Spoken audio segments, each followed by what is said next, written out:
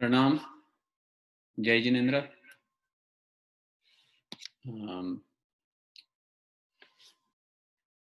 Hopefully आप सभी का वीक अच्छा रहा होगा। We will continue with our class अभी। Today is class number 4। हम सूत्र सामायिक और चैतन्यदन के सूत्र का अर्थ सहित समझने का प्रयत्न यहाँ पे कर रहे हैं सब मिलके साथ में। एंड अभी तक हमने नमोकार मंत्र का मीनिंग समझा है और पंचेंद्रिय का हम कर रहे हैं। हमने चैतन्य शब्द का मीनिंग समझा है और सामायिक शब्द का मीनिंग समझा है और साथ साथ में जो भी पॉइंट्स आते हैं वो हम सीख रहे हैं। तो अभी नमोकार मंत्र करके स्टार्ट करते हैं।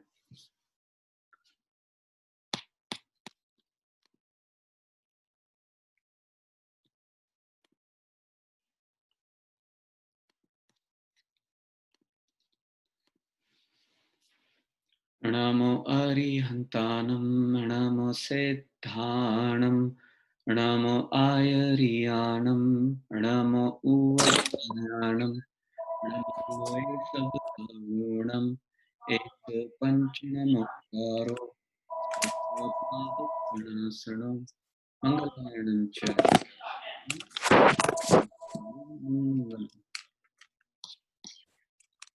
मैं सभी को म्यूट रखूंगा तो नहीं आता है उससे, नहीं तो फिर एको आता है ना तो सबको डिस्टर्ब हो जाता है।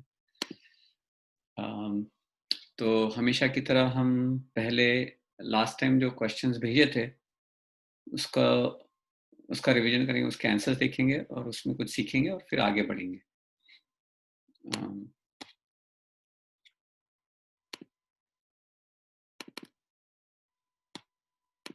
ऑलराइट, तो होपफुली सभी को क्वेश्चंस दिख रहे होंगे। तो फर्स्ट क्वेश्चन, देवगति के मिथ्यात्वी देव और सम्यक्त्वी देव दोनों में कोई फर्क नहीं होता। सम्यक्त्वी देवों की प्रतिमा जैन मंदिरों में होती है, दोनों ही भगवान सुदेव होते हैं। तो मेजॉरिटी ऑफ यू जिन्होंने आंसर भेजा, कुछ 15-20 लोगों ने आंसर भेजा, तो majority of you got it right कि ये गलत है, इसका आंसर गलत है। सुदेव और देवगति में अंतर क्या है, कौन बता पाएगा कोई? व्हाट इज डिफरेंस बिटवीन देवगति के देव और सुदेव? Can anybody answer? हमने सुदेव की डेफिनेशन हर एक क्लास में ली है, बहुत इंपॉर्टेंट है, हर टाइम याद रखनी चाहिए। इसके लिए थोड़ा सा रिपीटेटिव हो जाता है बट कुछ चीज रिपीट करने से याद रह जाती है, तो ये चीज बहुत इंपॉर्टेंट है। इसके लिए फिर से पूछ रहा हूँ, सुदेव के 3 गुण कौन से होते हैं? क्लू दे दिया मैंने। कोई? एनीबॉडी? सम्यक ज्ञान, सम्यक चारित्र, केवल ज्ञान, केवल दर्शन नहीं, सुदेव के 3 क्वालिटीज जिससे हम आइडेंटिफाई करते हैं कि ये सुदेव है, भगवान है। वितरागी होते हैं, हितोपदेशी होते हैं और सर्वज्ञ होते हैं। हाँ, वितरागी शस्त्र नहीं होते, वितरागी होते हैं, राइट? वितरागी होते हैं, सर्वज्ञ होते हैं और हितोपदेशी होते हैं। 3 चीजें, ठीक है। वितरागी कौन होते हैं? जिनको फिर से लाइफ एंड डेथ नहीं आता है, तो अभी उनको सुदेव कहा। और देवगति वाले देव कौन होते हैं? वो संसार में अभी भी, राइट? वो अभी कोई भगवान नहीं बने, वो तो 4 जैसे स्वस्तिक के हम 4 ड्रॉ करते हैं ना, स्वस्तिक में यहाँ पे मैं ड्रॉ कर रहा हूँ, हम स्वस्तिक ड्रॉ करते हैं तो 4 गतियों को रिप्रेजेंट करता है। कौन सी 4 गति? देव, मनुष्य, नारकी और तिर्यंश। तो ये जो देवगति वाले देव, ये देवगति वाले देव होते हैं ना, वो तो cycle of birth and death तो चालू रहता है उनका, तो वो सुदेव नहीं है। अभी उसमें 2 कैटेगरी किया, जो देवगति वाले देव है उनमें 2 कैटेगरी की। कौन सी 2 कैटेगरी? एक होती है मिथ्यात्वी देव और एक होती है सम्यक्त्वी देव। सम्यक द्विदेव मतलब कौन? जो सुदेव सुगुरु सुशास्त्र में मानते हैं वो सम्यक द्विदेव। जैसे उदाहरण मणिभद्रवीर, मणिभद्रवीर हम सबको पता है, वो उदाहरण है उनके। और मिथ्या द्विदेव जो अपने जैन मंदिरों में दिखाई नहीं देते, दूसरे दूसरे उनके और मंदिर होते हैं, तो वो मिथ्या द्विदेव। तो जो सम्यक द्विदेव होते हैं, जिनको समकित होता है, ऐसे मणिभद्रवीर हो, हाँ, घंटाकर्ण महावीर हो, हम देखेंगे तो उनके इंडिपेंडेंट मंदिर होते हैं क्या? कभी नहीं होते। जो हमारे भगवान के मंदिर होते हैं वहां पे उनकी प्रतिमाएं होती है, क्योंकि वो रक्षक देव है ना, वो जैन शासन की रक्षा करते हैं। भगवान को रक्षा करने की जरूरत नहीं, बट इंद्र फिर भी असाइन कर देते हैं। इंद्र क्या करते हैं? असाइन करते हैं रक्षक। तो सम्यक द्विदेव होता है, उनकी अलग से इंडिपेंडेंट मंदिर नहीं होता। उनका मंदिर अपने मेन भगवान के। अभी महुड़ी कितने लोग जाते हैं? महुड़ी जाते हैं, तो महुड़ी में मूल नायक कौन है? पद्म प्रभु स्वामी, पद्म प्रभु स्वामी। बट हम महुड़ी सोचते तो क्या सोचते? घंटाकर्ण महावीर के दर्शन हो जाए। भाई महुड़ी जाएंगे तो पद्म प्रभु, वहां के पद्म प्रभु स्वामी इतने पावरफुल है कि वहां के देव की प्रतिभा इतनी बढ़ रही है। घंटाकर्ण महावीर की प्रतिभा क्यों बढ़ रही है? क्योंकि पद्म प्रभु स्वामी इतने महान है। तो हम क्या करते हैं? महुड़ी जाके घंटाकर्ण महावीर के दर्शन। अरे भाई, घंटाकर्ण महावीर तो देव है, देव गति वाले देव है। सुदेव कौन है? तो पद्म प्रभु स्वामी है, उनके रक्षक है घंटाकर्ण महावीर। मणिभद्रवीर के स्थान कौन सा फेमस स्थान महाराष्ट्र में, किसको पता है? पाबल। पाबल। वहां पे मूल नायक कौन है? आदेश्वर भगवान, पद्म प्रभु स्वामी। तो हमें कौन याद होना चाहिए? और हमें गड़बड़ किधर हो रही है हमारी? तो सम्यक द्विदेव सम्यक द्वि क्यों कहलाते हैं? क्योंकि वो भगवान में विश्वास करते हैं, सुदेव में। दोनों जगह देव देव आता है तो कंफ्यूज नहीं होना है, ठीक है? देव जो सुदेव होते हैं, जो भगवान होते हैं, वो देवादि देव होते हैं, देवों के भी देव होते हैं, राइट? तो जो वितरागी, हितोपदेशी और सर्वज्ञ होते हैं वो सुदेव, और उनके जो फॉलोअर होते हैं वो सम्यक द्विदेव। तो वो होते मणिभद्रवीर, घंटाकर्ण महावीर। हमें याद रखना है भगवान के दर्शन करने जा रहे हैं, देव के दर्शन नहीं करने जा रहे। देव को तो हम एक लोक विनय होता है उनके प्रत्ये, कि वो मणिभद्रवीर की स्टोरी आप सुनोगे तो उनको कितनी जबरदस्त श्रद्धा थी। जब आप उनको जय जिनेंद्र करते हो तब ये सोचना कि आपको भगवान के प्रति जो श्रद्धा है वैसी श्रद्धा मुझ में हो, ये सोचो। ना कि उनसे जाके कुछ मांगो, मेरा लाइफ में काम कर दे, मेरे को ये प्रॉब्लम आ रही है वो सॉल्व कर दो। ये सब नहीं करना है, ये तो अपने आप हो जाएगा। ये तो कोई इसके पीछे जाने की जरूरत नहीं है। तो ये क्वेश्चन इसके लिए पूछा था कि कंफ्यूजन ना हो हमें, ठीक है? और मिथ्यात्व देव तो उनके इंडिपेंडेंट मंदिर होते हैं, उनसे भगवान का कुछ रिलेशन होता नहीं है। और मिथ्यात्व में अटके तो हमने देखा था क्या गड़बड़ हो जाती है, पूरा मोक्ष मार्ग से दूर चले जाते हैं, ठीक है? Moving on. क्वेश्चन हो तो पूछना, किसी को अगर डाउट तो प्लीज पूछना।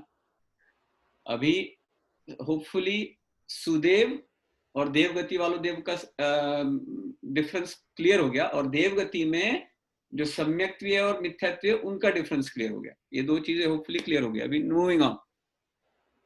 नंबर 2, एक बार भी जुआ खेल लिया तो हम खुद को जैन नहीं कहला सकते, उनकी गिनती 7 व्यसनों में आती है। ये सबने आंसर एकदम ठीक दिया कि ये सही है। हमको एक बार भी, काफी लोग कहते हैं मतलब 3-4 साल में वेगस जाता तो उसमें क्या फर्क पड़ता है? तो फर्क तो पड़ता है। हमने देखा, नॉनवेज का एग्जांपल लेके देखा था कि भाई एक बार नॉनवेज खाया तो वो नॉनवेज ही कहलाते हैं, राइट? वैसे वो यहाँ पे एक बार भी जुआ खेला तो गैम्बलर, राइट, व्यसनी। थोड़ी सी दारू या मदिरा पीने से 7 व्यसनों के नियमों का खंडन नहीं होता है। Is that true? No, it's not true. एक थोड़ी भी अल्कोहल पी ली तो 7 व्यसी। महावीर भगवान जैन धर्म में बहुत करुणावंत है, उन्होंने ज्यादा लिमिटेशंस नहीं रखे। टू बी ए जैन कोई बहुत लिमिटेशन नहीं, सिर्फ 7 व्यसन का तो त्याग करने को बोला है। तब जाके आपको जैन स्कूल में एडमिशन मिलती है, नर्सरी में, मॉन्टेसरी में, प्री स्कूल में। अभी आगे बढ़ना है बट एडमिशन करने के लिए कुछ तो क्राइटेरिया चाहिए। तो ये क्राइटेरिया है, मिनिमम क्राइटेरिया इज 7 व्यसनों का त्याग, कंपल्सरी। तो no alcohol, no gambling. Number 5 जो है, मैं 4 बाद में करूंगा, पहले 5। खाने के कोई पदार्थों में नॉनवेज आ जाए, जैसे एग, जेलेटिन या जो भी हो, काफी सारे ऐसे इंग्रेडिएंट्स होते हैं जिनको पता नहीं, monoglyceride, diglycerides without any source, तो उससे हमें पाप नहीं लगता। अनजाने में की गई गलती तो माफ कर देते हैं, right? Ignorance is bliss English में कहते हैं, और हिंदी में कहते हैं कि पता नहीं हो तो अच्छा है, राइट? तो हमें बारीकी से देखने की जरूरत नहीं होती। सही बात है ये? नहीं, सजग रहना है, अलर्ट रहना है। अगर हम देखते नहीं है तो उसको कहते हैं प्रमाद, और हमने देखा था 2 लेक्चर पहले कि प्रमाद इज कर्म का आमंत्रण देने का काम हो गया। प्रमाद लेजीनेस। अलर्ट रहना है, हर चीज में सजगता रखनी है। अगर मैं कोई चीज चेक करता हूँ तो किंजल डबल चेक करती है, वो चेक करती तो मैं डबल चेक करता हूँ। काफी बार मेरे देखने में कुछ गलती हो जाए तो डबल चेक करना है। तो हमें इतना अलर्ट रहना है कि कहीं गलती से आ न जाए। तो एग वाला केक चलता है क्या? इतने से में क्या फर्क पड़ता है? अभी बच्चों को कौन समझाए, चलता है ना, सभी लोग करते हैं, तो उसमें क्या फर्क पड़ता है? नहीं, नॉनवेज खा रहे 7 व्यसनों में आ रहा है, इतना भयंकर पाप लगता है, उसकी कोई सीमा नहीं है, तो ऐसा करना नहीं है। तो 7 व्यसन की अभी बात करते हैं। लास्ट टाइम मुझसे गलती हो गई थी 7 व्यसन में, कि मैंने नॉनवेज के बारे में बात नहीं की। नॉनवेज एक व्यसन है 7 व्यसनों में से। झूठ बोलना ये 7 व्यसन में नहीं आता है, बट नॉनवेज खाना। सो 7 व्यसन कौन से होते हैं? अल्कोहल, मदिरा, उसमें सारे ड्रग्स आ गए, टोबैको या बाकी के ड्रग्स आ गए। फिर नॉनवेज, नॉनवेज मतलब मांस, अभी इसमें सब कुछ आ गया, एग भी आ गया, इसमें अपना फिग्स होते हैं ना, अंजीर, वो भी आ जाते हैं। जिस तरह से अंजीर बनते हैं ना, उसमें तरस का जीव उसमें होते हैं, नॉनवेज का पाप लगता है। हनी, मध जो होता है हनी, वो भी उसी में आ जाता है, क्योंकि उसमें एग्स पड़े हुए होते हैं ना, उसमें एग्स पड़े हुए होते हैं, मरे हुए बीज पड़े हुए होते हैं, और वो चीज खाते हैं। अगर आप देखोगे माइक्रोस्कोप लगा, पीसेस मिलेंगे उसके, एग के पीसेस, तो नहीं चलेगा, राइट? सो अल्कोहल, नॉनवेज, गैम्बलिंग, जुआ, हंटिंग, हंटिंग तो हम करते नहीं, सवाल ही नहीं, राइट? सो फिर चोरी, स्टीलिंग, किसी भी तरह की चोरी का तो बहुत डिटेल में एक्सप्लेनेशन आता है भाई। अगर हम ये देखें कि पायरेटेड मूवीज देखें, पायरेटेड सब चीज ऑनलाइन देखें, तो वो भी चोरी में आता है। किसी के परमिशन के बगैर उनकी चीज लेना चोरी हो जाती है। बाहर नीचे गिरी हुई चीज ले ली without permission of somebody else, कोई दूसरा ओन करता है और हमने ले ली, तो भी वो चोरी का पाप लगता है।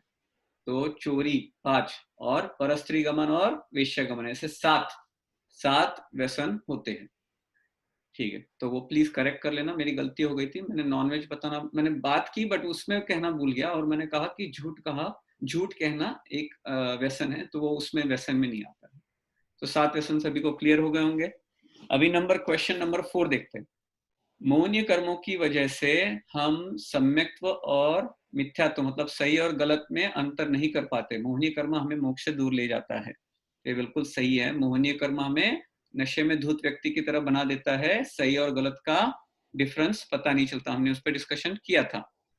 सो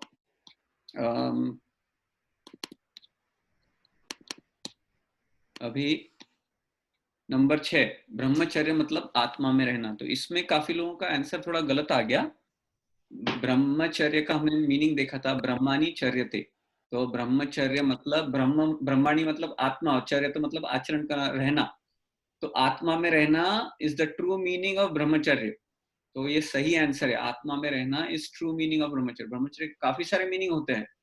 हम जो कॉमन में कहते हैं कि स्त्री भोग नहीं करना, वो भी कॉमन मीनिंग है, बट निश्चय से आत्मा में रहना ये ब्रह्मचर्य का ट्रू मीनिंग है।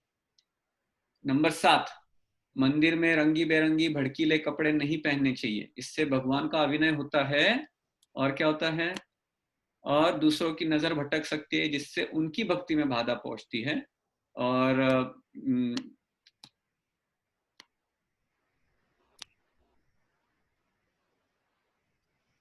मंदिर में हमें फोटो भी नहीं खींचना चाहिए। तो ये सारी चीजें जो है बिल्कुल ध्यान रखने लायक है। This is true.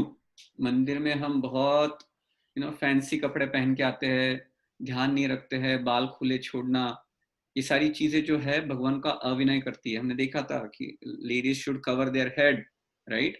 और शॉर्ट कपड़े नहीं पहनना है, शॉर्ट्स वॉर्ट्स पहन के नहीं आना है, शोल्डर्स कवर नहीं करना है, सिंपल कपड़े रखने हैं, शोल्डर्स कवर करना है, नीज कवर करना है, ठीक से एकदम सात्विक कपड़े पहन के आना है, और किसी को डिस्टर्बेंस ना हो इसका खास ध्यान रखना है। सो ज्यादा फोटो वीटो खींचनी नहीं चाहिए। फोटो कहाँ पे आते हैं, किस तरह से आते हैं, क्या फोन में होते हैं, शुद्धि अशुद्धि उसका कौन ख्याल रखता है, बहुत पाप लगता है। तो अनलेस एब्सोल्युटली नेसेसरी बहुत सारे फोटो, और अपने साथ में तो फोटो बहुत खींचने को सबको अच्छा लगता है, तो हमें ये ध्यान रखना चाहिए, ठीक है, विनय रखना चाहिए। नंबर 8, सुगुरु स्त्रियों के साथ सूर्यास्त के बाद बात नहीं करते। तो एब्सोल्युटली सही बात है ये। सुगुरु जो होते हैं वो स्त्रियों के साथ बात ही नहीं करते एब्सोल्युटली, और करते हैं तो भी एब्सोल्युटली जो एसेंशियल चीज होती है वो, और आंखें नीचे रख के और एकदम कम वर्ड्स में बात करते, बाकी तो बात नहीं करते। श्रेष्ठ श्रावकों का, पंडित जी, ज्ञानी महापुरुष आदि जो अभी श्रावक है, अभी दीक्षा नहीं ली, इनके मंदिर बना सकते क्या हम? तो इनके मंदिर नहीं बनाते, सिर्फ पंचपरमिष्टि के ही मंदिर बनाते हैं, ये ध्यान रखना है हमें, ठीक है, नहीं तो ये पंचपरमिष्टि का अविनय हो जाता है। नंबर 10, 5 इंद्रियों को काबू में रखे तो ब्रह्मचर्य पालन करना आसान हो जाता है। ये बिल्कुल एकदम 5 इंद्रियों के विकारों को हम जब शांत रखते हैं तो ब्रह्मचर्य का पालन करना बहुत आसान हो जाता है। तो इसके लिए पंचेंद्रिय सवर्ण तहनव्य, इस तरह से सीक्वेंस बनाइए। नंबर 11, एक गरीब बेघर व्यक्ति उसको परिग्रह का पाप नहीं लगता है, तो इसका आंसर कौन बताएगा? पाप लगता है कि नहीं लगता है? लगता है। हाँ, काफी लोगों ने इसका आंसर एक्चुअली कहा कि नहीं लगता है। तो ये बहुत इंपॉर्टेंट, मैंने जानबूझ के एक क्वेश्चन यहाँ पे रखा था कि हमें ये समझना है कि बस मेरे पास बहुत संपत्ति है तभी मुझे परिग्रह का पाप लगे, तो ऐसा नहीं है। मेरे पास कोई संपत्ति ना हो तो भी मुझे बहुत परिग्रह का पाप लग सकता है, और बहुत संपत्ति होकर भी उसका कम पाप लग सकता है, क्योंकि ये कहाँ पे प्रॉब्लम होता है? कुछ भाव में प्रॉब्लम होता है। मेरे पास पैसे नहीं है, बट अगर मेरे पास पैसे होते तो अच्छा है, मुझे पैसे चाहिए, मुझे पैसे नहीं है, हम यही सोच रहे कॉन्स्टेंटली, तो ये परिग्रह में आसक्ति है। परिग्रह चाहिए, परिग्रह अच्छी चीज है, ये मान्यता अंदर से पड़ी है, और ये अगर है तो भयंकर पाप लगता है। और ये परिग्रह करने लायक चीज नहीं है, ये पुण्य कर्म के उदय से आई है, मुझे इसमें कुछ पड़ी नहीं है, इससे मैं बहुत ज्यादा खुश नहीं हूँ, जो है सो है, और उसके लिए मैं ज्यादा स्ट्रगल भी नहीं करता कि मुझे और बढ़ाना है और बढ़ाना है और बढ़ाना है, तो उसको परिग्रह का पाप कम लगता है। तो परिग्रह भाव का विचार है, ये भाव का प्रॉब्लम है। हम ज्यादातर ऐसे तो अगर परिग्रह के देखेंगे, हम 14 इंटरनल परिग्रह होते हैं और 9 बाह्य परिग्रह होते हैं। मेन तो 14 इंटरनल परिग्रह होते हैं, उसके बारे में हम थोड़ा सा आगे पढ़ेंगे। बट द पॉइंट इज, ये कभी मत समझना कि मेरे पास कुछ नहीं है तो मुझे ये पाप नहीं लगता है। किसी की शादी नहीं हो रही है तो उनको ब्रह्मचर्य का पुण्य नहीं मिलेगा, या तो उनको जो सेलिबसी का जो पुण्य, या तो उनको मैथुन का पाप नहीं लगेगा, ऐसा नहीं होता है। अगर वो शादी कोशिश कर रहे करने की, बट हो नहीं रही है, तो उतना ही पाप लग रहा है। जो ये जो चीज बहुत समझने लायक है, आपके भाव कैसे वो मैटर करता है। नहीं, यही तो फर्क है कि संलेखना, संथारा और सुसाइड में कंप्लीटली ऑपोजिट है। लोग इसको सेम करके इंटरप्रेट करते हैं, but they are totally polar opposite, क्योंकि उसके पीछे भाव क्या होता है ये सोचना बहुत जरूरी है, ठीक है। तो एक गरीब बेघर व्यक्ति को परिग्रह का पाप नहीं लगता, ये गलत है, सोच पे डिपेंड करता है, ठीक है। सम्यक्त्व पाने के बाद ही मोक्ष का मार्ग शुरू होता है, तो इसमें भी बहुत लोगों ने सवाल पूछा, ऐसा क्यों? तो हम तो मंदिर में जाते हैं, सम्यक्त्व मतलब हमने देखा सब मिथ्यात्वता से दूर, सम्यक्त्व मतलब मैं कौन हूं, मैं कौन नहीं हूं, मेरा शुद्ध स्वरूप मैं समझ चुका हूं, भगवान कौन है, भगवान को नहीं मैं समझ चुका हूं, गुरु कौन है, गुरु कौन नहीं मैं समझ चुका हूं, सही शास्त्र कौन है, गलत शास्त्र कौन सा है ये समझ चुका हूं, अमूढ़ दृष्टि हो गया हूं, मूर्ख की तरह मेरी दृष्टि नहीं है जहाँ पे चमत्कार दिख गया। नहीं तो काफी लोगों को इतना अट्रैक्शन होता है ना, जैन धर्म छोड़ के बाकी सब में इतना अट्रैक्शन, यहाँ पे कितना अच्छा है, वहां पे कितना अच्छा है, ये जो अट्रैक्शन है दूसरे, उसको कहते हैं मूढ़ दृष्टि, मूर्ख दृष्टि। अमूढ़ दृष्टि ये सम्यक्त्व का एक गुण होता है। तो अभी सम्यक्त्व पाने के बाद ही मोक्ष का मार्ग क्यों शुरू होता है पता है? क्योंकि बिना मिथ्यात्वी देव भी बहुत अच्छा काम करते हैं, मिथ्यात्वी लोग भी जो है ना वो भी अच्छा कार्य करते हैं, कषायों की मंदता करते हैं, दान करते हैं, काफी सारे अच्छे काम करते हैं, बट सम्यक्त्व आने के बाद ही निर्जरा शुरू होती है, कर्मों का रिडक्शन चालू होता है।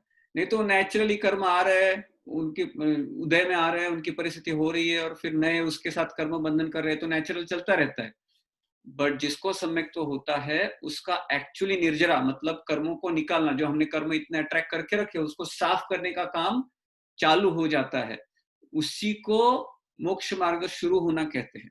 तब तक मोक्ष मार्ग नहीं होता, तब तक क्या करते हैं हम, जो भी चीज कर रहे हैं ना उससे पुण्य तो मिलेगा आपको, बट पुण्य मिलेगा तो क्या होगा, पुण्य की आपको पुण्य मिलेगा तो संपत्ति मिल सकती है, अच्छा बिजनेस मिल सकता है, अच्छा जॉब मिल सकता है, अच्छा एजुकेशन मिल सकता है, अच्छा परिवार, अच्छा फ्रेंड्स सर्कल, कुछ ना कुछ अच्छी जगह रहने को, अच्छी जगह घूमने को। इससे क्या होगा, मेजॉरिटी ऑफ द टाइम आप पाप करोगे, संसारी काम में पाप करोगे। आपको बहुत संपत्ति मिली, आपने डोनेट भी किया, कितना डोनेट करोगे, 5%, 10%, 90% से क्या करोगे, कुछ ना कुछ फन एक्टिविटी, राइट, कुछ ना कुछ संसारिक एक्टिविटी। आपको बहुत अच्छे दोस्त मिले, आप क्या करोगे मोस्ट ऑफ द टाइम, घूमने जाते हैं, यहाँ पे ट्रेकिंग पे जाते हैं, यहाँ पे हाइकिंग पे जाते हैं, यहाँ घूम कुछ ना कुछ। कितनी बार कहते हैं चलो हम बैठ के सामयिक करते हैं, 24 घंटे में 1 घंटे सामयिक को लगता है, उतना भी नहीं देते, साल में एक बार भी बैठने का मुश्किल हो जाता है।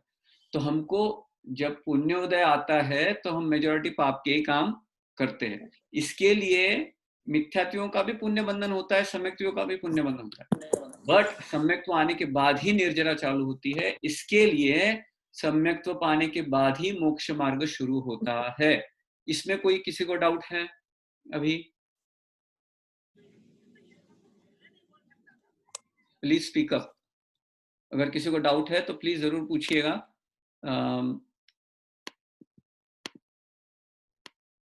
ठीक है, क्योंकि किसी किसी को ये आंसर गलत आया था या तो क्वेश्चंस भी थे, तो प्लीज अगर क्वेश्चन हो तो पूछ लेना।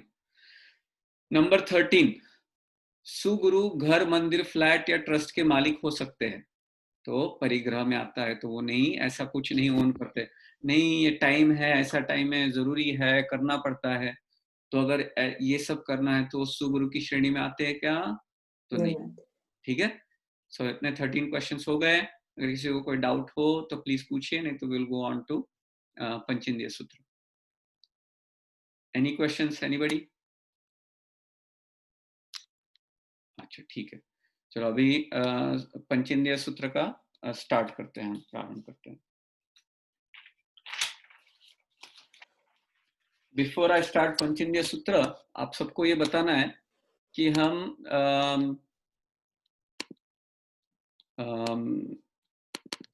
इस वीकेंड्स के बाद हम जो लेक्चर्स हमने एक्सक्यूज मी प्रीतेश भाई, મારે પૂછવું હતું કે હની ગાર્લિક એ બધું એઝ અ મેડિસિન તરીકે લેવાનું હોય તો?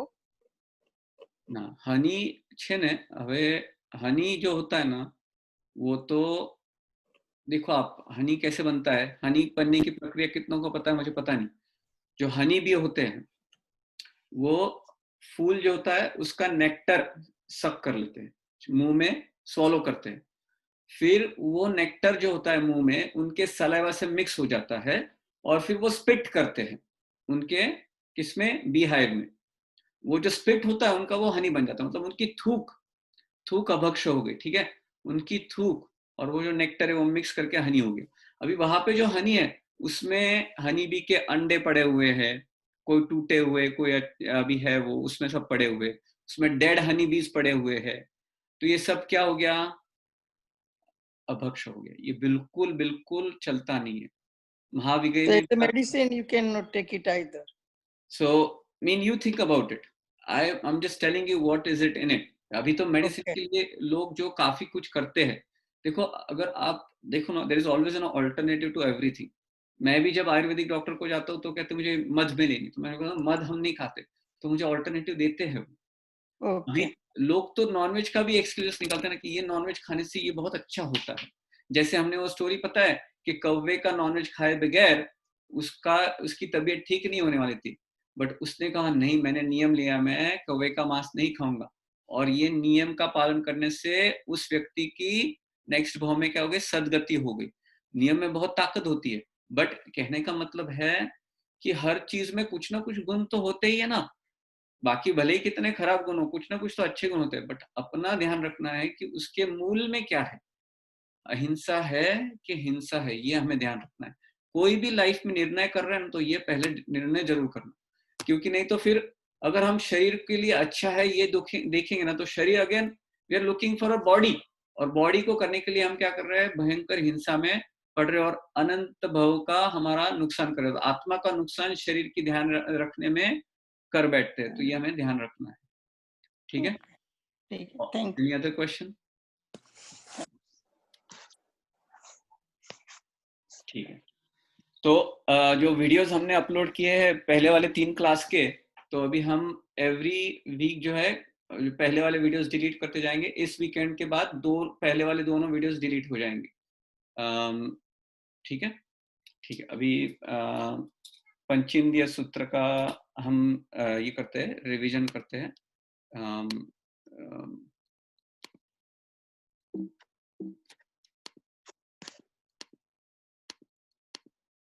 आपको वहां पे कहना है तो प्लीज रिपीट आफ्टर मी, हम कहेंगे और देन विल कंटिन्यू। हाँ, आप सभी म्यूट में हैं तो ठीक है, अगर आप बोलना चाहते हो तो बोल भी सकते हैं, बट ध्यान रखें कि एको ना आए, नहीं तो दूसरों को डिस्टर्ब हो सकता है। पंचेंद्रिय संवरण तह नव वीह बम्बचेर गुत्ती धरो चौव्य कसाय मुक्को य 18 गुणे हिम संयुक्तो पंचमहव्यजुक्तो पंच विहायार पालन समर्थो पंच समियोति गुत्तो 36 गुणो गुरु मध्य। ठीक है, तो हमने 5 जो इंद्रिय है उनको, उनके जो सवर्ण, पंचेंद्रिय सवर्ण, इसका हमने मीनिंग देखा। सवर्ण मतलब स्टॉप करना, तो किसका स्टॉप करना? 5 इंद्रिय के जो विषय होते हैं उसके विकार होते हैं, मतलब उसमें क्या, अट्रैक्शन, उनको पैम्पर करने के लिए, उनको दुख से बचाने के लिए जो हम कोशिश कर रहे हैं उसमें लगे रहना, उसको कहेंगे विकार। तो उनको शांत करना, बहुत जो 5 इंद्रियों को पसंद है चीज वो करनी नहीं है, और जो नापसंद है उससे दूर हटने की कोशिश करनी नहीं है, तो उसको कहेंगे सवर्ण। और जो भी सिचुएशन बनती है अच्छी या बुरी, उसमें मन कैसा रखना है, भाव कैसे रखने हैं, शांत रखने हैं, ना बहुत खुश होना है ना बहुत दुखी होना है। ऑब्जर्व करना है, सिर्फ देखना है, ऑब्जर्व करना है, उसमें इन्वॉल्व नहीं होना है, तो उसको कहेंगे सवर्ण, 5 इंद्रियों का सवर्ण। तो ये शांत करना, इसमें हमने काफी डिटेल में डिस्कशन किया था।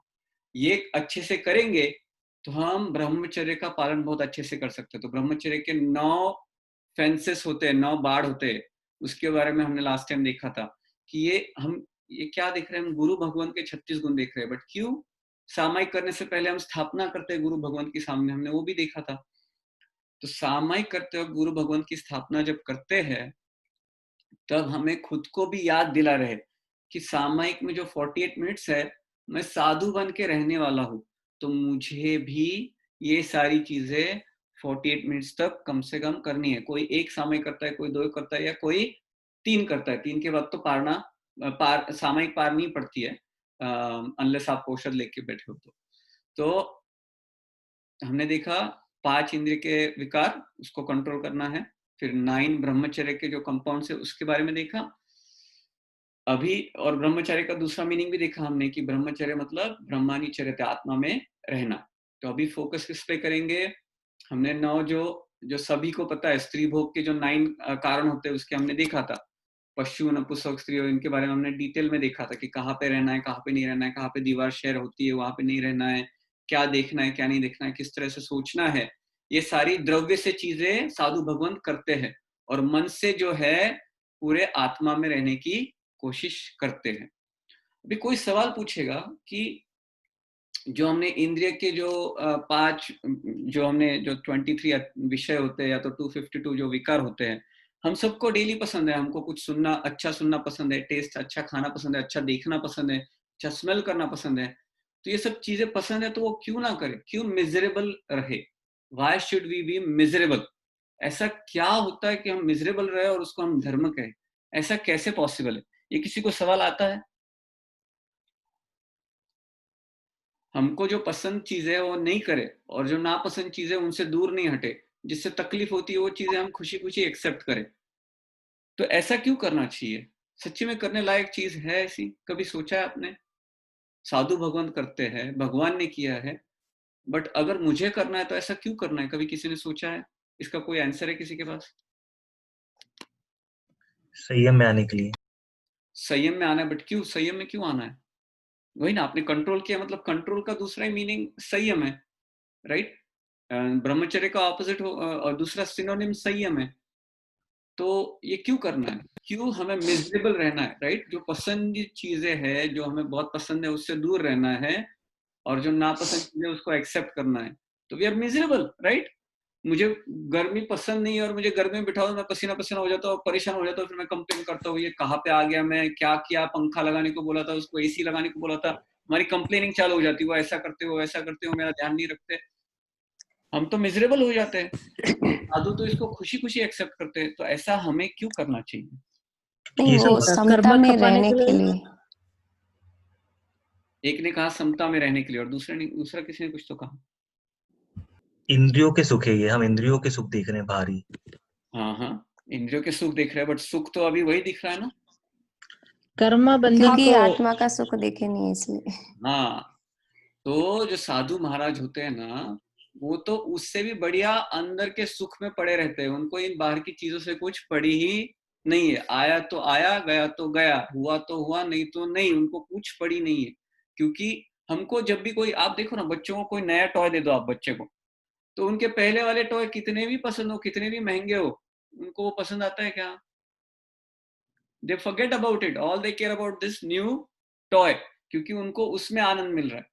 अभी हमको अगर पता चल गया कि मेरे अंदर ही इतना जबरदस्त आनंद, अनंत आनंद है, विच इज इंडिपेंडेंट, किसी और चीज पे निर्भर नहीं है, अनंत है, कभी थकने वाला नहीं है, और इससे कितना गुना ज्यादा है जो बाहर की चीजों से।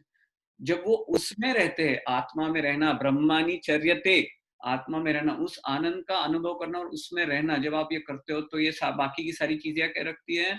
बाकी की सारी चीजें जो संसारी सुख है, जो इंद्रिय सुख है, वो यूजलेस रखती है। उनके तो मुझे पता है कि मेरा दुख बढ़ने वाला है, इफ एनीथिंग उससे मुझे दुख बढ़ने वाला है। तो वो मिजरेबल नहीं होते। ऐसा मत सोचो कि साधु कितने मिजरेबल होते, नहीं, वो तो बहुत अपने मस्त में रहते, अपने मस्ती में रहते, आनंद में रहते, क्योंकि वो आत्मा में रहते, राइट? तो खुद का जो इन्फिनिट पीस है, इन्फिनिट हैप्पीनेस है, आपके हर एक के अंदर है, वो खुद ने उन्होंने टैप कर दिया है और उसका अनुभव कर रहे हैं। और हम जो है अंदर देखना छोड़ के बाहर ढूंढ रहे हैं। अगर बाहर सुख ढूंढ रहे हैं, मतलब क्या? हम अभी सुखी नहीं है और कॉन्स्टेंटली हम क्या है? मिजरेबल है। तभी तो जाके मुझे वहां पे जाना है तो मुझे अच्छा लगता है, मैं ये करूँ तो अच्छा लगता है, when I run that's when I feel better. हर एक का कुछ ना कुछ रीजनिंग रहता है।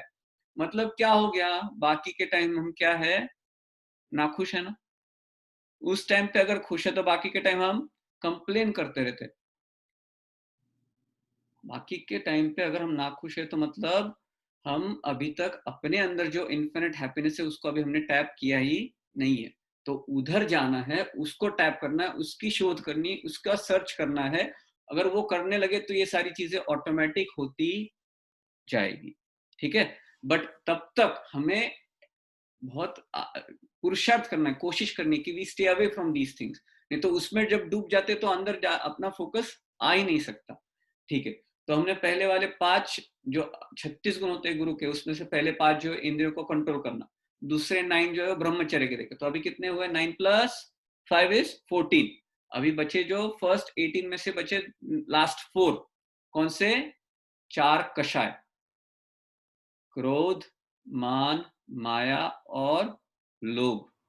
ये 4 कषाय हमने देखा। कष मतलब क्या? संसार, और आय मतलब लाभ। कषाय ही सभी चीजों का मूल है। हम 2400 घंटे कषाय कर रहे, या तो क्रोध कर रहे, या तो मान कर रहे, या तो माया कर रहे, या तो लोभ कर, 2400 घंटे करते। जब भगवान की भक्ति करते तो क्या होता है? कषाय मंद हो जाती है, बट कषाय तो करते ही है। प्रशस्त कषाय हो जाती है, किसी को दया दया भाव से देखते हैं, दान करते तो प्रशस्त कषाय हो जाती है, बट कषाय तो करते हैं। जैसी तीव्र कषाय मतलब अनंत संसार का बंधन। कषाय इस सभी प्रॉब्लम्स का जड़ है। कषाय की वजह से कर्म आते हैं, और कषाय is also the glue. Glue चाहिए था ना कोई चिपकाने के लिए, तो आत्मा को कर्म चिपकते कैसे? कषायों की वजह से।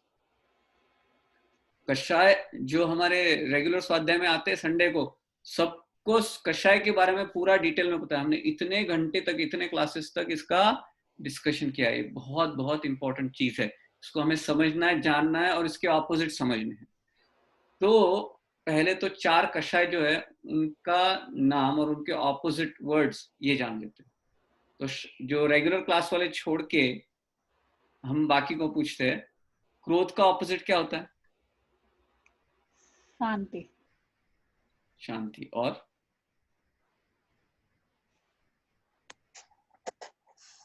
सबसे इंपॉर्टेंट डे कौन सा होता है अपना साल में? पूरे साल में सबसे इंपॉर्टेंट डे कौन सा होता है अपना? संवत्सरी। संवत्सरी। संवत्सरी को हम क्या करते हैं सबको? क्षमापना। क्षमापना। तो क्रोध का ऑपोजिट क्या होता है? क्षमा। क्षमा। क्रोध का ऑपोजिट होता है क्षमा। किसी ने अपराध किया, किसी ने गलती की, तो 2 चीजें हो सकती है। हमको क्रोध आता है, या तो हम माफ करते हैं, क्षमा करते हैं। दोनों चीजें नहीं होती, दोनों में से एक ही होता है। तो हमें जो है ना, पहले वाली चीज करने में बहुत मजा आता है। क्रोध कॉन्स्टेंटली मतलब नेचर है वो छे, उसका तो ऐसी स्वभाव है। ऐसा नहीं होता है। अपना स्वभाव तो क्षमा वाला स्वभाव है। हमने ये गलत फहमी में बैठे हैं कि नहीं, मुझे गुस्सा तो आता ही। गुस्सा जब हम वो टॉलरेट नहीं कर पाते, उसकी वजह से गुस्सा आता है। तो जो अगर क्षमा करने सीख गए तो गुस्सा ऑटोमेटिक खत्म। जैसे अंधेरे को भगाने के लिए अंधेरा कम नहीं करना पड़ता, दिया जलाना पड़ता है, वैसे क्रोध को भगाने के लिए क्रोध को कम नहीं करना पड़ता, क्षमापना का दिया जलाना पड़ता है, तो क्रोध अपने आप चला जाता है। ठीक है। क्रोध के 3 टाइप्स होते हैं, किस किस को पता है? क्रोध है ना, एक तो होता है जो गुस्सा, सबको पता है क्रोध, आंखें लाल हो जाती है, ब्लड प्रेशर बढ़ जाता है, हार्ट रेट बढ़ जाता है, शेकिंग एंड शिवरिंग, सबको पता है ना ये एंगर। तो ये तो सबको पता है। दूसरा जो एंगर होता है ना, वो काफी कम लोगों को पता है कि एंगर है। पीछे जाके कंप्लेन करना, ये ना ऐसे ही है। जैसी कंप्लेनिंग चालू, वाइनिंग एंड कंप्लेनिंग, जनरली किसका वाइनिंग करते हैं पता है? जो अपने से सुपीरियर होते हैं, पावरफुल होते हैं ना, उनके बारे में हम, या तो अपने बरोबरी के होते हैं, उनके बारे में हम पीछे कंप्लेन करते हैं, वाइनिंग करते हैं। Whining is the word in English, right? Wine करना, कंप्लेन करना, बार बार ये तो ऐसे ही करते हैं, मैं तो ऐसे ही करते, वैसे ही करते। ये जो चालू होता है ना, that is also anger, but वो दिखा नहीं सकते। जो अपने से वीक होता है ना, उसके सामने हम आग बबूला हो जाते हैं। बट जो अपने से स्ट्रांग होता है ना, उसके सामने हम, अपना बॉस अपने पे कुछ करे जो हमें पसंद नहीं है और हमें गुस्सा आए, तो हम उस पर गुस्सा होते हैं। हमको पता है अगर उस पर गुस्सा हो जाएंगे तो अपनी जॉब चली जाएगी। बट जैसे ही बॉस चला जाए तो यहाँ पे कंप्लेनिंग चालू। फैमिली मेंबर्स में भी कुछ ऐसा शायद होता होगा, प्रॉब्लम नहीं होता होगा, ये सोच लेना आपको क्या कर रहा है। बट क्रोध का एक होता है जो सामने दिखता है वो गुस्सा, दूसरा होता है ये पीछे से कंप्लेनिंग, वाइनिंग वाला, और तीसरा सबसे भयंकर क्रोध का प्रॉब्लम क्या होता है? वैर, एनमिटी। देख लूंगा, टाइम आने पे दिखा दूंगा, बदला ले लूंगा। That's the worst form of क्रोध। ऐसी गांठ बांध लेते हैं हम, ऐसे कर्म, ऐसे मतलब क्या बोलते हैं उसको, जो उसको उनको अगर हम कहेंगे ना तो हम निकाचित कर्म भी कह सकते हैं। चिकना कर्म। चिकना कर्म इतने जो टाइट हो जाते हैं, वो निकलते नहीं जन्म जन्मांतर। म्यूट कर रहा हूँ सभी को, थोड़ा एक आ रहा है। Pritesh, I think you have some problem with your चिकना कर्म कहवाय। मैं म्यूट कर रहा हूँ सभी को। अभी से आपको ठीक से सुनाई दे रहा है? अगर आप अनम्यूट करते हैं तो प्लीज म्यूट करो खुद को तुरंत से। We were muted, but I think you have a problem at your place with the Wi-Fi. ये पूछे जो कर्मनु जज नहीं, 2-3 लोग कहवा दो।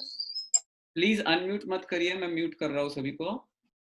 हाँ, હું કહેવા દઉં છું જવાબ ચીકણા કર્મ। प्लीज आप म्यूट रखेंगे? મારું તો બંધ જ છે।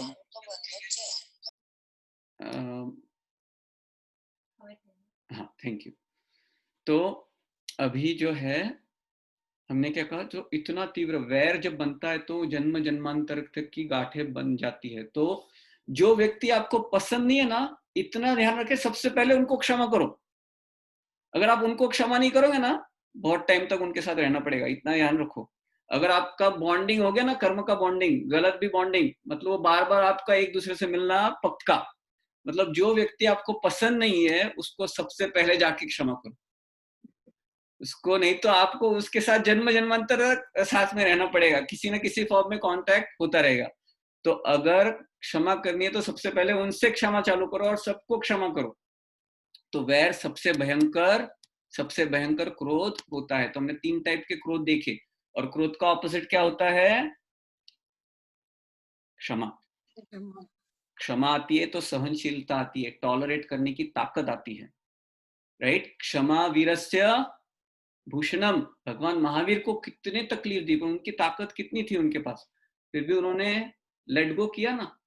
तो हम उनके फॉलोअर है, उनके अनुयायी है। तो हमको तो सबसे बड़ा दिन देखो, दूसरों के धर्म में बड़ा दिन अलग अलग कोई और होता है, अपने में सबसे बड़ा दिन कौन सा है? क्षमा इस गुण का सबसे बड़ा दिन है। तो क्यों? क्योंकि जैन धर्म इस पे पूरा टिका हुआ है, गुणों पे। तो हमको सबसे पहले हम जब भगवान जब सामय करने बैठते हैं तो हम इच्छामि क्षमा समनो कहते हैं सबसे पहले। क्षमा समनो मतलब क्षमा श्रमण, क्षमा आदि गुणों वाले श्रमण। तो क्षमा का कितना इंपॉर्टेंस है हमें। तो क्रोध का ऑपोजिट होता है क्षमा, ठीक है। तो हमको सहनशीलता तो कैसे करें? याद रखना, सभी जीव मेरे मित्र है, मेरा कोई शत्रु नहीं। मैत्री भाव रखना सबकी तरफ, राइट। अगर मुझे कोई तकलीफ दे रहा है, किसी को कोई क्वेश्चन है? हाँ, एक क्वेश्चन था प्रीतिश यहाँ पे। हाँ। जो मन कषाय वाले व्यक्ति होते हैं वो थर्ड कैटेगरी में आते हैं क्या? जो अंदर ही अंदर विचार बोलते कम है लेकिन अंदर बहुत सारी कषाय चलती रहती है। नहीं, वो तो सेकंड, मतलब एंगर के 3 सब टाइप्स है। अंदर अंदर कषाय चलती है, बाहर कषाय चलती है, दोनों तो कषाय आफ्टर ऑल कर्म का बंधन कर रही है। और अगर मिथ्यात्व में तो अनंतानुबंधी कर्म बन रहा है। अनंतानुबंधी मतलब अनंत संसार का बंधन करा रहे वो कषाय। और वैर जो है वो तो बहुत ही तीव्र होता है। तो अभी है ना 4 लेवल्स होते हैं। मैं आपको यहाँ पे चलिए कोशिश करते हैं। सो कषाय के 4 लेवल्स होते हैं। एक होता है अनंतानुबंधी, एक होता है अप्रत्याख्यानी, एक होता है प्रत्याख्यानी, और एक होता है संज्वलन। अनंतानुबंधी, अप्रत्याख्यानी, एक होता है प्रत्याख्यानी, और एक होता है संज्वलन। जो अनंतानुबंधी होता है ना, ये जब हम मिथ्यात्व में रहते हैं तब होता है। जो मिथ्यात्वी व्यक्ति होता है उसको सिर्फ सेंसेस को पैम्पर करने में ही मजा आता है, पाप की प्रवृत्ति में एंजॉय करता है। That's the fun. It was such a good weather. I really like to go out on hiking. हम कॉन्स्टेंटली पैम्पर करते हैं, टंग को पैम्पर करो, स्किन को पैम्पर करो, इसको उसमें ही हम बहुत एंजॉय करते हैं। So we are constantly busy pampering. ये जो कषायों को शांत करना है या तो विकारों को शांत करना है, ये सारे भाव आते ही नहीं है। सुदेव कौन है ये पता ही चलता ही नहीं है। कुदेव में भी खुश है, कुगुरु में भी खुश है। ये सब होता है तो अनंतानुबंधी मतलब मिथ्यात्व, मतलब मेरा स्वरूप समझा नहीं है। तो उसको जो भी क्रोधमान मायालोभ होता है वो अनंतानुबंधी श्रेणी का होता है। मतलब क्या? अनंतानुबंधी मतलब इतने सारे कर्म बनते हैं कि वो कर्म का उदय लेने के लिए, कर्म को रिजॉल्व करने के लिए हमको कितने बहुत जन्म मरण की साइकिल में पढ़ना पड़ता है। और जब तक अनंतानुबंधी है तब तक सम्यक्त्व आता नहीं है। सम्यक्त्व आ गया मतलब अनंतानुबंधी कर्म सारे टूट गए, ठीक है। दूसरा होता है अप्रत्याख्यानी। प्रत्याख्यान मतलब हम सब कैसे जानते हैं प्रत्याख्यान को? पचखान मतलब प्रत्याख्यान, सेम थिंग। तो सम्यक्त्व में आ गए बट हम पचखान लेने की ताकत नहीं रखते। तो काफी लोग कहते हैं तो हमको तो पचखान तो आराम से ले लेते हैं हम लोग। वो पचखान जो लेते हैं ना, अनलेस सम्यक्त्व है, उस पचखान से सिर्फ पुण्य आता है, कर्मों की निर्जरा नहीं होती। तो वो एक्चुअल धर्म मैंने कहा ना, सम्यक्त्व के सिवा धर्म स्टार्ट होता नहीं है। तो अप्रत्यक्षानी मतलब नियम नहीं ले सकते, पचखान नहीं ले सकते। वो अगर ले सके तो हम पचखान तो हमने ये तोड़ दिया। जैसे अप्रत्यक्षानी कषाय तोड़ दिए। 4 लेवल होते हैं कषाय के, 4 लेवल की बात करें। जैसे अप्रत्यक्षानी कषाय कब टूट जाएंगे? जब हम पचखान लेने की ताकत रखते हैं। फिर होते हैं प्रत्याख्यानी कषाय, मतलब सर्ववृत्ति के पचखान, मतलब क्या, साधु बनने की ताकत। जो इस ऐसे कषाय रखता है उसको साधु बन नहीं सकता है, वो उसको साधु बनने की ताकत नहीं होती है। जैसे इन कषायों को तोड़ दे तो हम सर्ववृत्ति साधु बन जाते हैं, हमारे मन में ऐसे भाव लेते हैं, हम साधु दीक्षा ले लेते हैं। और जो संज्वलन होते हैं, संज्वलन वो लास्ट लेवल के कषाय होते हैं, वो मतलब पानी पर खींची हुई लकीर, पानी पर लकीर खींची तो तुरंत चली जाती है ना, वैसे संज्वलन कषाय होते हैं। तो वो तो सिर्फ आचार्य मतलब साधुओं के होते हैं, और जैसे ही वो क्लियर हो जाए तो मोक्ष, ये मोक्ष से रोकने वाला संज्वलन कषाय होता है। तो 4 लेवल है, मैं इसके ज्यादा डिटेल में नहीं जाऊंगा क्योंकि इट इज इम्पोर्टेंट, बट सबसे महत्व की चीज आप ये रखना, अनंतानुबंधी जो कषाय मुझे वो तोड़ने, इतना ध्यान रखना। एक चीज क्या याद रखोगे अगर 4 कषाय में याद रखनी है तो अनंतानुबंधी कषाय तोड़ने हैं। और वो कैसे तोड़ने हैं, तो मिथ्यात्व को तोड़ के। वो कैसे करेंगे, तो सम्यक्त्व पाने के लिए। सम्यक्त्व के गुण हम आगे देखेंगे, सम्यक्त्व के गुण कैसे होते, बट हमने काफी बार उसको डिस्कस किया है। तो एंगर के 3 सब टाइप देखे। एंगर को जो क्रोध के अंधेरे को भगाने के लिए किसका उजाला चाहिए, क्षमापना का। तो क्षमापना कैसे करनी है, तो उसके काफी सारे वेज होते हैं। आपको जेलर का एग्जाम्पल कितने लोगों को पता है, जेलर का एग्जाम्पल?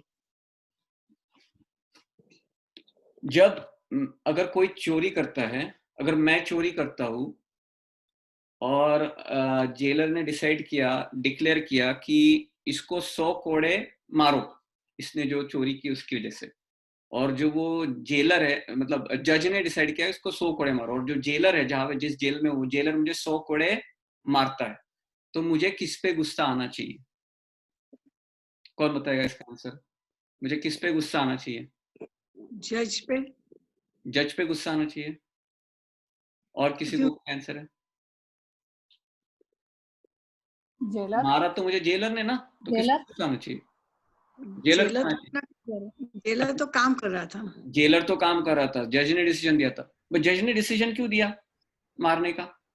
क्योंकि हमने कुछ किया होगा, हमने चोरी की ना, अपने आप पर गुस्सा आना चाहिए। देखो, तो हमको अगर कोई तकलीफ दे रहा है, कोई तकलीफ दे रहा है, तो गुस्सा किस पे होना चाहिए? अपने आप पे। सही में ऐसा करते, ऐसा सोचते हो? नहीं। ऑफिस में अगर कोई आपको तकलीफ दे, बिजनेस पे आपको कोई तकलीफ दे, घर में आपको कोई तकलीफ दे, तो आपको किस पे गुस्सा आता है? खुद पे कि सामने वाले पे? किस पे गुस्सा आता है? सामने वाले पे। सामने वाले पे। बट अभी हमने क्या देखा जेलर के एग्जाम्पल से, गलती किसकी थी? हमारी। अरे मेरी तो गलती थी नहीं, सामने वाले की गलती थी। हम तो कितना कॉन्फिडेंटली, मुझे पता है सामने वाले, वो तो व्यक्ति ऐसा है, हम कितना कॉन्फिडेंटली कहते हैं, अरे भाई हमने जो कुछ कर्म किए थे उसका उदय ऐसा बना, तभी जाके उस व्यक्ति ने हमारे साथ इस तरह से बिहेव किया। सही बात है? तो हमने कुछ तो गलती की थी, अगर हम याद रखें ना, तो सामने वाले पे गुस्सा आता नहीं है।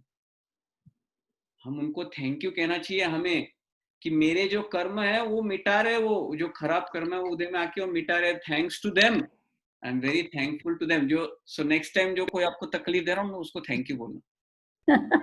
करोगे? उसको थैंक यू बोलना कि भाई आपकी वजह से मेरे कर्म टूट रहे हैं, आपने मेरा बहुत अच्छा काम किया है, ये सोचना। ठीक है? अगर जेलर की तरह सोचोगे, उस चोर की तरह सोचोगे, तो पता चलेगा मुझे जो भी प्रॉब्लम आ रहा है वो तो मेरे कर्मों के उदय की वजह से आ रहा है, और मेरे कर्म है ना, मतलब मैंने कुछ तो किया ना। और अगर मैं द्वेष करता हूँ, गुस्सा करता हूँ, तो उससे फिर से बाइंड करता हूँ, और फिर से क्रोध करता हूँ, और फिर से नए कर्म बंधन, और नेक्स्ट फिर साइकिल चालू। और मैंने कहा ना, जो व्यक्ति आपको पसंद नहीं उसको तो सबसे पहले क्षमा कर दो, सबसे पहले उनको क्षमा कर दो। ठीक है? ज्यादा डिटेल में नहीं जाएंगे। तो भगवान जो होते हैं वो तो सारे कषाय से रहित होते हैं। अरिहंत हमने सबसे पहले देखा था। जो साधु महाराज होते हैं वो 3 लेवल के कषाय से मुक्त होते हैं, सिर्फ लास्ट वाला होता है। हमें जो है सबसे पहला वाला जो लेवल है अनंतानुबंधी, उससे मुक्त होना है सबसे पहले, अनंतानुबंधी कषाय। सो क्रोध के हमने 3 सब टाइप्स देखे, उसका ऑपोजिट क्या होता है, तो क्षमा। तो भूलना नहीं है। अगर मैं नींद में भी किसी को, आपको कभी भी रात को फोन करके किसी को रैंडम नंबर, और आपको रात को उठा के पूछूंगा क्रोध का ऑपोजिट क्या है, तो आपको पता होना चाहिए। ये 4 चीजें कभी भूलनी नहीं है। क्रोध का ऑपोजिट क्या है, क्षमा। अभी moving on to second, ego, मान। मान का ऑपोजिट क्या है, विनय। विनय, ये कौन रेगुलर स्वाध्याय वाले कि अलग वाले? हाँ, रेगुलर स्वाध्याय वालों को पता है। हाँ, तो वो आप बाकी के लोगों को चांस दो। हाँ, तो ईगो जो है, ईगो मतलब अहंकार, मतलब आई एम समबडी। मुझे ऐसा कैसे कहा उसने, मुझे कहा, मैं कौन हूं? I am somebody, right? But इसका ऑपोजिट भी होता है, अरे मैं तो यार, हम किसी को इंफेरिटी, दीनता जो होती है ना, वो भी मान में आता है। दीनता कि मेरे पास तो कुछ भी नहीं है, मैं तो कुछ भी नहीं हूँ। उसके पास तो वो जेलसी भी उससे आती है कि वो तो आगे बढ़ गया, मेरे पास तो कुछ नहीं, ये भी दीनता ही है। सो दीनता और ईगो दोनों मान में आ जाता है। जो I am somebody, superiority complex और इंफीरियरिटी कॉम्प्लेक्स दोनों इसमें आ जाता है। तो ये ध्यान में रखना है। तो मान का ऑपोजिट होता है विनय। विनय, विवेक। तो विनय मतलब सामने वाले को नम्रता से, विनम्रता से, विवेक से इस तरह से बिहेव करना। तो हमें कोई मान नहीं दे तो उससे इंसल्ट नहीं मान लेना तुरंत।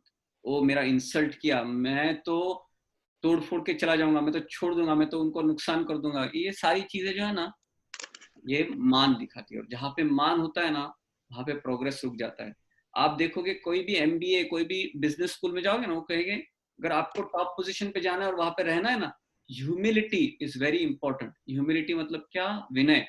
हमें भगवान ने मार्ग दिखाया। इतने बड़े बड़े महान महान पुरुष, उनको कितने लोगों ने क्या क्या कहा, किस तरह से ट्रीट किया, बट उन्होंने उनके प्रति द्वेष नहीं किया, उनका मान नहीं आया। वो तो विनयता, विनम्रता से ही रहते थे, क्षमा भाव में ही रहते थे। तो वो अगर ऐसा रह सकते तो मैं नहीं रह सकता? मेरा कौन सा बड़ा मान आ गया?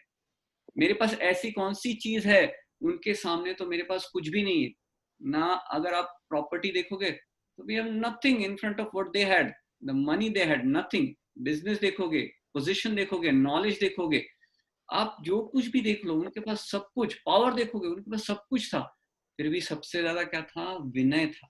और अगर हम, क्या होता है, मान में पड़े रहते, मुझे तो उसने ऐसा कहा ही नहीं, मैं आया तो घर में बिठाया नहीं, मुझे तो ये दिया ही नहीं, मुझे तो ये कहा ही नहीं। अरे किस तरह का मान लेके बैठे हो आप? मतलब वी हैव टू कंपेयर, किसका मान लेके बैठे हो आप? इसका मान लेके बैठे हो। और दूसरा जो होता है ना कि मैं तो कुछ भी नहीं, उसने मुझे यही नहीं कहा, मुझे ये रिस्पेक्ट नहीं दिया, उससे लोग डिप्रेशन में चले जाते हैं। जो सम्यक जीव होता है वो निर्भय होता है, किसी तरह का डर नहीं होता है, किसी तरह की कमी उनको फील नहीं होती है। उनको पता चलता है मैं शुद्ध स्वरूप में अनंत ताकत, अनंत गुणों का धारी हूँ, शुद्ध भगवान की तरह हूँ, मुझ में ये सारी ताकत है। और ये हर एक जीव में ये सारे गुण हैं। तो राइट ऑफ इक्वालिटी हम बात करते हैं ना, जैनिज्म में बहुत इंपॉर्टेंस दिया राइट ऑफ इक्वालिटी। हर एक जीव को उतना ही इंपॉर्टेंस है जितना हम अपने आप को देते हैं, जितना हम भगवान को देते हैं। उनके शुद्ध स्वरूप में वो एग्जैक्ट भगवान की तरह है। अगर आप ऐसा देखोगे तो ना कोई ऊंचा है, ना कोई नीचा है, तो इससे ना कोई मान आता है, ना कोई दीनता आती है। हाँ, इसका मतलब ये नहीं है कि जो गुणी होते हैं, जो महान साधु होते हैं, जो महान होते हैं, उनको आप रिस्पेक्ट दो, उनको आप एक तरह से एक उनके गुणों की तारीफ करो। ये सब एक आपको कार्य डेफिनेटली करना है, उसमें पीछे नहीं हटना है। बट अंदर से ये मत रखो कि मैं तो कोई नहीं हूँ, मुझे तो क्या आता है, मैं तो प्रॉब्लम। तो ये डिप्रेशन में नहीं जाना। और ऐसा महान भी अहंकार नहीं करना, मैं कौन हूँ, मैं तो इतना सब कुछ कर दिया और मुझे ऐसा ट्रीट कर रहे हैं, तो ये सब भी नहीं आना चाहिए। तो मान का ऑपोजिट क्या होता है? विनय। याद रखना, humility, humble. Humility is very very very important. ये हमें कभी भी नहीं भूलना है, ठीक है? इससे जेलसी भी इसी की वजह से आती है, मान की वजह से। अभी आ गया तीसरा, माया, डिसीट, कपट। इसका ऑपोजिट क्या होता है? कौन बताएगा? रेगुलर क्लास वाले नहीं, बाकी के कोई ट्राई करेगा? सरलता। सरलता। सरलता। जो कपटी होता है, मायावी होता है, उसका ऑपोजिट क्या होता है? सरलता।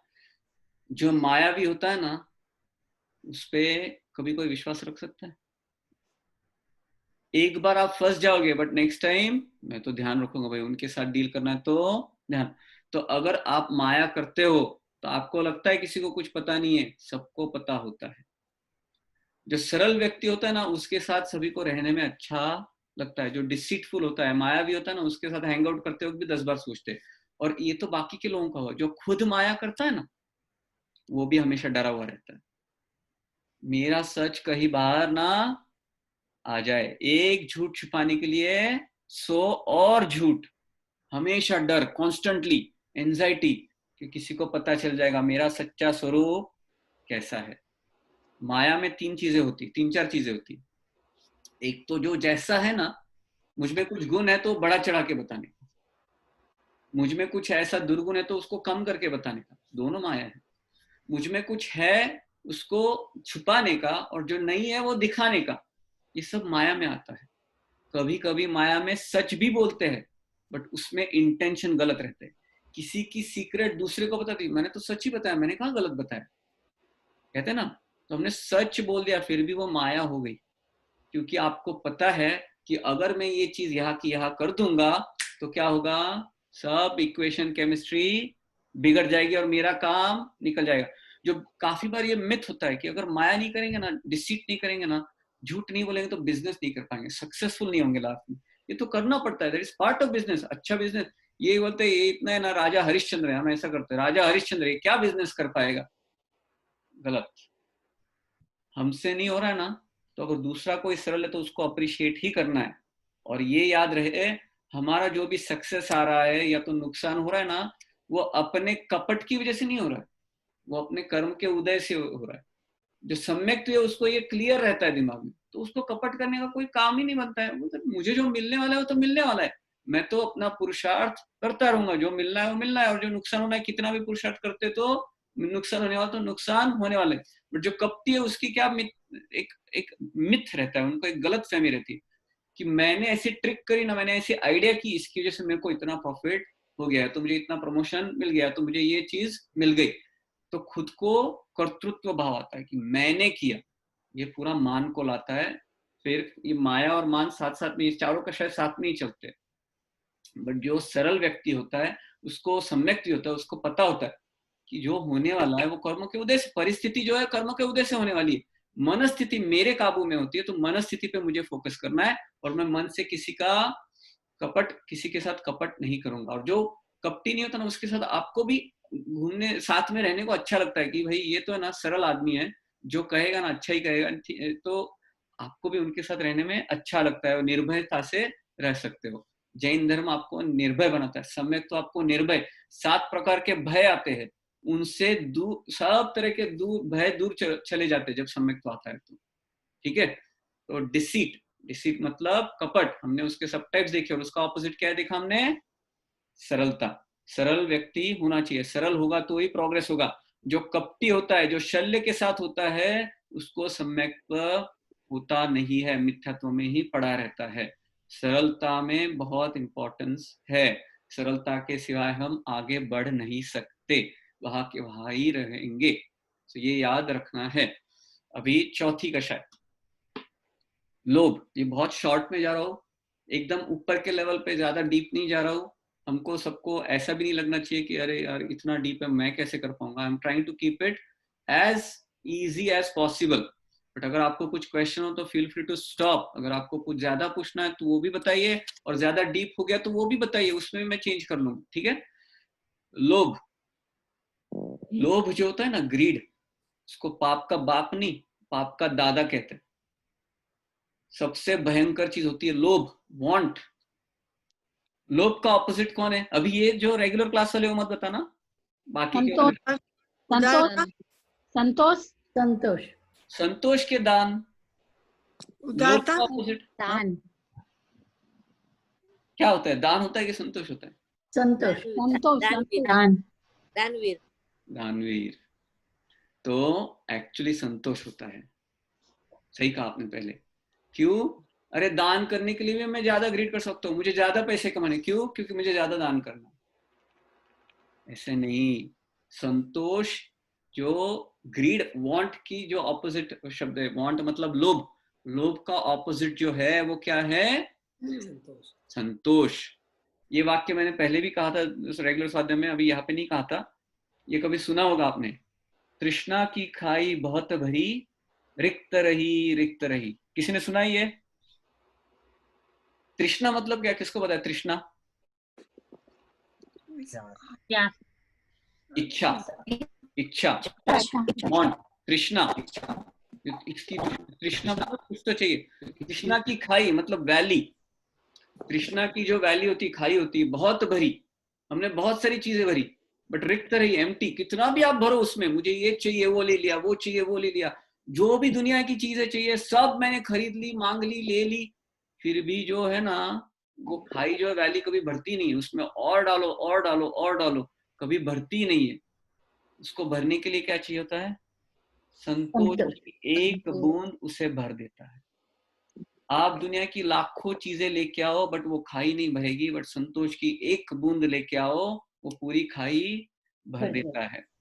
तो ग्रीड, लोभ जो होता है, सबसे आखिरी में जाने वाली कषाय कौन सी होती है? तो ये लोभ कषाय होती है, सबसे आखिरी में जाती है। और उसको जाने के लिए क्या चाहिए होता है? संतोष। मेरे पास जो है बहुत है। हम ये कभी एक बार भी कहते हैं दिन में कि मेरे पास जो भी है ना बहुत है, मुझे जितना भी प्रेम दे रहे ना बहुत दे रहे, कि वो मुझे कम ही प्रेम देते हैं, वो तो मुझे उनसे कम ही लिखते हैं, उनको तो ज्यादा ही लिखते हैं, मुझे तो कुछ लिखते नहीं, वो तो ऐसा ही करते हैं। वैसे हमको कितनी वांट, कहीं पे रिलेशंस की वांट है, कहीं पे पैसे की वांट है, कहीं पे प्रोफेशन की वांट है, कहीं पे किसी और चीज की, कहीं ना कहीं हमको ये खाने को ही नहीं मिला, ये तो हमें खाना ही चाहिए, कितने दिन से मैं यहाँ पे गया ही नहीं। हमें कॉन्स्टेंटली कुछ ना कुछ चाहिए, वी वॉन्ट समथिंग। संतोष जब आता है तो उसको पूरे जो ग्रीड को है शांत कर देता है। संतोष बहुत इंपॉर्टेंट है। संतोष के बिना हमारा प्रोग्रेस हो नहीं सकता। तो ये जो आचार्य भगवंत होते हैं, जो गुरु भगवंत होते हैं, जो सुगुरु होते हैं, ये चारों कषाय से ऑलमोस्ट मुक्त होते हैं। सिर्फ संज्वलन कषाय बची होती है उनकी, जो पानी के लकीर पे खींचे ना, पानी पे आप लकीर खींचो, पानी पे कुछ खींचो तो कितनी देर वो लाइन रहती है? तुरंत चली जाती है ना। ऐसी कषाय होती है सिर्फ गुरु भगवंतों की, और भगवान को तो वो भी नहीं होती। हमको जो है ना कषाय मतलब वो इसकी तरह होती है कि आप एक बार खींच लो तो पत्थर पे लकीर कैसे खींच ली, उस तरह की अपनी कषाय होती है। एक बार खींच ले तो वहां के वहां कितने दिन बाद भी, मुझे अभी भी याद है उसने ऐसे किया था, पूरा बरोबर सब रजिस्टर करते रहते हैं हम। जो चीज रजिस्टर करनी हो तो भूल जाते हैं, और नई वाली चीजें सारी जो चीज नहीं करनी हो सारी रजिस्टर करते रहते हैं। तो ग्रीड, लोभ सबसे भयंकर कषाय, उसका ऑपोजिट है संतोष। तो अभी फिर से मैं पूछूंगा, क्रोध का ऑपोजिट क्या? क्षमा। क्षमा। क्षमा। मान का ऑपोजिट? विनय। माया का ऑपोजिट? सरलता। और लोभ का ऑपोजिट? संतोष। संतोष। ये चार चीजें मैंने कहा ना, रैंडमली किसी को भी फोन करूंगा तो सबको याद होनी चाहिए, ये भूलना नहीं कोई। ये सबसे इंपॉर्टेंट चीजें है। चार कषाय आर डेंजरस, और उनके जो चार ऑपोजिट है वही अपने आगे बढ़ने का सही मार्ग है। अगर लाइफ में कुछ करना है, आगे बढ़ना है, मोक्ष मार्ग पे एक्चुअली आगे बढ़ना है, और ये सिर्फ मोक्ष मार्ग में आपको नहीं आगे बढ़ाएगी, ये आपको प्रोफेशनली भी आगे बढ़ाएंगी, सोशली भी आगे बढ़ाएंगी, हर चीज में आपको, पर्सनल लेवल में भी, फैमिली रिलेशंस में भी आगे बढ़ाएंगी। आप इसका कोई भी कषाय में से ऑपोजिट जो है उनका उपयोग करके देखो, आपके जीवन में इतनी शांति, इतना सुख आएगा ना, आपको कभी विश्वास ही नहीं बैठेगा। इसका सच्ची में उपयोग करके देखिए। तो ये चार कषाय होती है, उसके चार लेवल होते हैं। चार कषायों के चार लेवल मतलब हो गए 4x4 16। तो 16 में से हमको पहले चार वाले जो अनंतानुबंधी चार कषाय, उनका नाश करना है। उस मतलब मिथ्यात्व का नाश होता है तो उनका नाश हो जाता है, तभी निर्जरा शुरू होती है, तभी हम मोक्ष मार्ग पे आगे बढ़ जाते हैं। एक्चुअली वो मोक्ष मार्ग चालू होता है। तो इनको कहेंगे, ये पहले वाले 18 गुण जो होते हैं ना, ये निवृत्ति गुण है। मतलब हम ये सारी चीजें छोड़ने की कोशिश कर रहे हैं, जो गलत चीजें हम कर रहे हैं उनको छोड़ने की, उनको कंट्रोल करने की कोशिश कर रहे हैं। तो 36 गुण में पहले वाले 18 जो होते हैं वो निवृत्ति के गुण होते हैं, और दूसरे वाले जो 18 है वो प्रवृत्ति के। अभी वो नेक्स्ट क्लास में हम प्रवृत्ति वाले गुण करेंगे नेक्स्ट क्लास में, कि गुरुभंत कौन सी प्रवृत्ति करते हैं। तो पंचेंद्रिय सूत्र के हमने अभी तक 36 गुणों में से 18 गुणों का देखा है, उसके हमने डिस्कशन किया, थोड़े बहुत कुछ एग्जांपल्स देखे। कोई भी क्वेश्चन हो तो भी पूछिए, we have couple of minutes. 9:30 हो गए हैं, टाइम अपना हो गया है। I don't want to go over do it. तो कोई क्वेश्चन हो तो प्लीज पूछिए नेक्स्ट 1 to 2 मिनट्स, उसके बाद हम नमो कर्म मंत्र करके क्लास पूरा करेंगे। Any questions anybody? तो मैं हमेशा कहता हूँ, मेरे टीचर हमेशा कहते थे, अगर कोई क्वेश्चन ना हो तो that is only possible in 2 scenarios. 2 scenario में ही पॉसिबल होता है कोई क्वेश्चन ना हो तो, या तो आपको 100% सब समझ में आ गया है, नो डाउट, सब कुछ एकदम क्लियर है, या तो दूसरा सिनेरियो, भी दूसरा सिनेरियो तो आप समझ गए। तो क्वेश्चन, क्वेश्चन है, हाँ आ गया है, हाँ बोलिए। यस, या can you explain ego and deceit with examples of what? Ego and deceit. Ego के एग्जाम्पल? ईगो एंड डिसीट दोनों। ईगो का एग्जाम्पल, अगर कोई भी चीज में मान करता है कि मैं बड़ा हूँ, मुझे तो ऐसे ही करना चाहिए। अगर हम घर पे जाते हैं किसी के, तो मुझे उसने रिस्पेक्ट नहीं दिया, मुझे इस तरह से कहा नहीं, मुझे इस तरह से बुलाया नहीं, मुझे तो शादी में बुलाया नहीं, मुझे ये चीज देनी चाहिए थी, मुझे स्टेज पे बुलाया नहीं, मेरा नाम लिया नहीं। नाम का हमको तो बहुत पसंद होता है ना, नाम हम सभी को पसंद है, उसके कितने झगड़े, सब जगह पे झगड़े चल रहे हैं नाम की वजह से। तो ये हो गया ईगो का एग्जाम्पल। छोटी छोटी चीजों में भी होता है, घर पे जो डिप्रेशन में जाते हैं ना, वो भी मान की वजह से जाते हैं। घर में भी हस्बैंड वाइफ में, फैमिलीज में, कजिन्स में, सब चलता रहता है। बहुत सारे एग्जाम्पल्स है मान के। बाहुबलीનું આવે ને, બાहुबलीનું अभी वो बाहुबली का वो जो एग्जाम्पल है ना, वो हमको डे टू डे के लिए लागू नहीं होता। वो तो कितना महान तप कर रहे थे, और उनको भगवान के सामने झुकने का या नहीं झुकने का वो सवाल चल रहा था, कि उनको इतना जबरदस्त, इतनी जबरदस्त तपस्या करके भी केवल दान नहीं हो रहा था। तो उनको उनकी बहनें आके कहती है कि भाई आप गज पे बैठे हो, हाथी पे बैठे हो। तो वो कहा, मैं हाथी पे कहाँ बैठा हूँ? उन्होंने कहा, मैं हाथी पे कहाँ बैठा हूँ? फिर पता चला मैं मान करके बैठा हूँ, मैं मेरे पिताजी है वो भगवान हो गए, मेरे भाई भगवान हो गए, और मैं उनका वंदन नहीं कर रहा हूँ, मैं यहाँ पे ताड़ की तरह खड़ा हूँ। The moment he realise that, he kind of takes the first step, और उनको केवल दान हो जाता है। वो मान का एक वो एग्जाम्पल होता है। बट हम रेगुलर डे टू डे देखें तो हमको आजू बाजू में बहुत एग्जाम्पल है। हम क्या होता है ना, ये सारे एग्जाम्पल देखेंगे ना तो डे टू डे चीजें भूल जाते हैं। आजू बाजू में क्या हो रहा है, how can I change my life, मैं मेरी लाइफ कैसे चेंज करूँ, इसके ऊपर फोकस करो कि मैं कहाँ पे मान कर रहा हूँ और मुझे कहाँ पे नहीं करना चाहिए, ये ध्यान रखना है। फिर दूसरी चीज है माया, डिसीट।